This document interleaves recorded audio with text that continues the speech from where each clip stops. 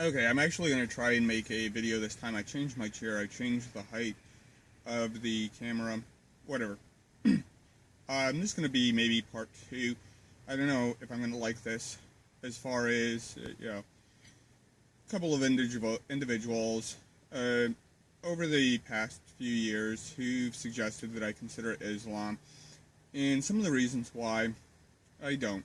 I don't consider it, I don't really consider it as something that I would really look into. And one of those reasons is, okay, let's assume that there is a very powerful God. Maybe he's an omni God. Maybe he's not all powerful, but just really powerful. But he's definitely a God, and he lays down these rules. And I made a formal one about claims and the amount of evidence required in order for me to alter my behavior.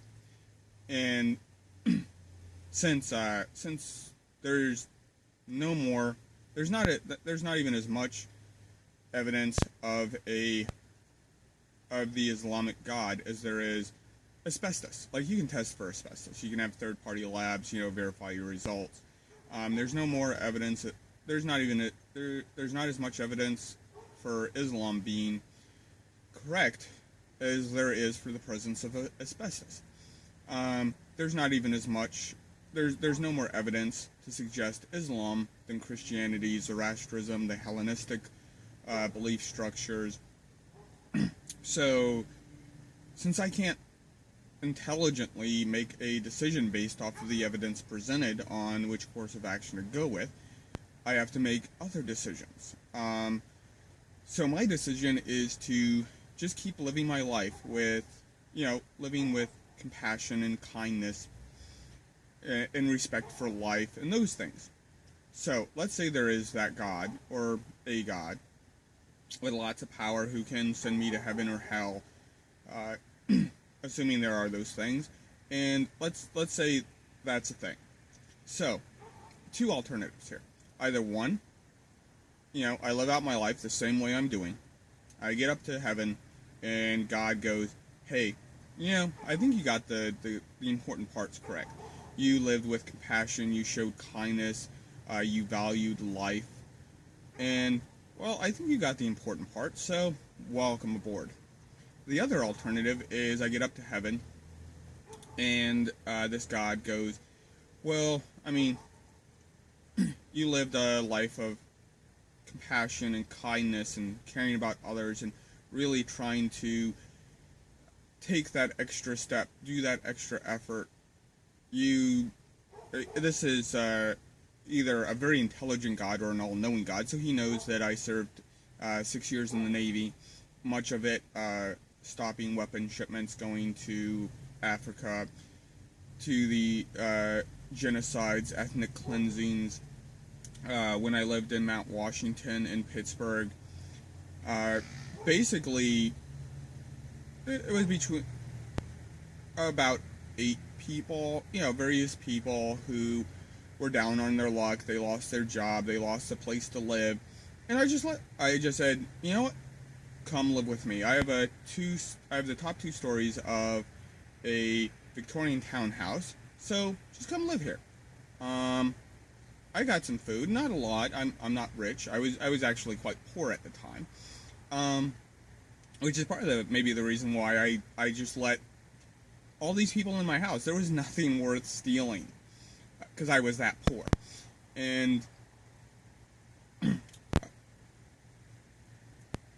I think those are traits that a loving, caring God would really care about. But this isn't the case. In this case, the God goes, well, you know what? That stuff wasn't the important part. Defending human values, valuing life, taking in the homeless, feeding them, sheltering them, that wasn't the important part. The important part was worshiping me, telling me how awesome I am. And because you didn't do that, you're going to burn in hell forever. If that is the God that is, I don't really want to worship them. So I want to keep this short, and I think that's pretty much the point, and it's a point other people have made, so I'm going to stop there. So either there is a God, so assuming there is a very powerful God who knows lots of things, who can send me to heaven or hell, and I live out my life as a secular humanist. I'm not really good with a lot of labels and titles, but I'll accept that one. So I live out my life as a secular humanist, really caring about all life, and it gets weird. It gets weird sometimes. I eat chicken. I'm not a vegetarian, but you know what? I value life, and so that chicken, I want that chicken to have a happy chicken life. You know, live on the same farm. You know, get to go out, eat bugs. Before one day I get to eat it, and then one day, hopefully a very long time from now, and I'm kind of hoping that I can upload my intelligence into an alpha level copy of AI, but whatever. If that doesn't work out, I'm eventually going to be bug food. I would prefer cremation for reasons I don't really have a good explanation for, but it really doesn't matter, I think. So I live out my life. I eventually become bug food, and those bugs eat meat, becomes fertilizer, or whatever.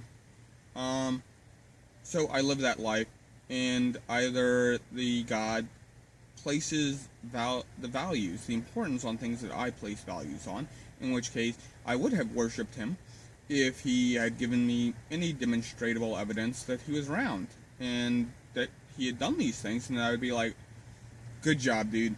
Good job. Bravo, Zulu, on a job well done.